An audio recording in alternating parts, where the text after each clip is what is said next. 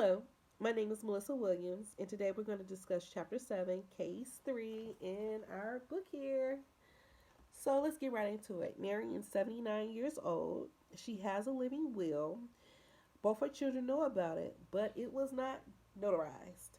So let's get into it. The family refuses a procedure and wants the staff to follow their mother's clearly expressed wishes. Miriam M. is away but unable to make clear decisions based upon questioning due to the medication and the situation. She is expected to recover and likely to become independent, but it will take months. If removed from the ventilator, she may or may not die. In her living will, the directional document at this point, since all the family agree with the wording and intent of the document. Well, in her document, it does not include a vegetative state. The document goes into, in fact, when she is terminally in a terminal condition and permanently unable to decide for herself. Marion is not in a terminal condition and she is not permanently incapacitated. When she arrived with her injuries, she had no head injuries. She was in stable condition and she had fractures to repair. The only thing was she was having problems with breathing. So that's the reason why they wanted to put her on a ventilator. And on top of that, once she does this procedure, she's going to be independent all over again. And that's what Marion wanted. She's like, as long as I can become independent and I'm not going to be a burden to someone, then I'm all for it.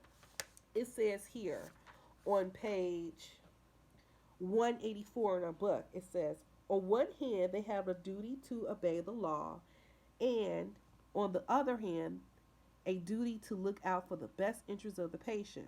What is the best interest of the patient? The medical team sat down with Marion's family and explained everything to them. They cannot be criminally responsible for their following their duties as doctors by acting in the patient's best interest. It says here on page 189, ethically, however, the obligation is to the patient and not to the family. So since Marion's will was not signed, they have an obligation to protect the patient and not listen to the family because they can save her. She's going to be independent again. It's going to take a little time, but they can save her.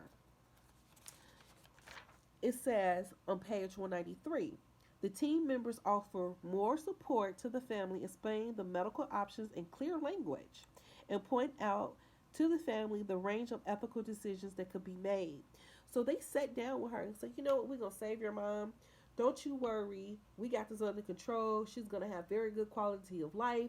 We're going to do this procedure. Because remember, she is not terminally ill. She is just heavily sedated under medication. She might not understand, but she is still coherent. She's not in a vegetarian state at all. So, moving on to page 195.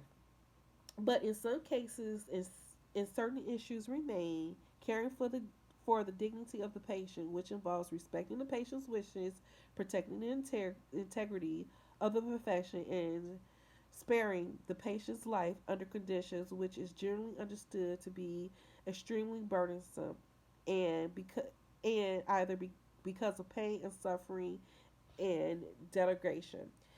Marion is not suffering and she is not in pain. I understand that she's under medication, but her life can be saved. So I don't agree with the intent of her will because she is going to make a full recovery. And this is what the medical team is saying to her. And since her will was not notarized, they have every power to do to save Marion to make sure that she is going to make a full recovery.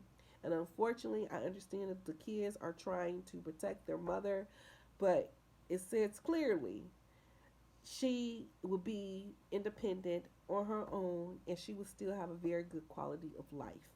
So I'm going with the medical team. They're going to do what is best interest of Miss Miriam M. Thank you so much. Bye.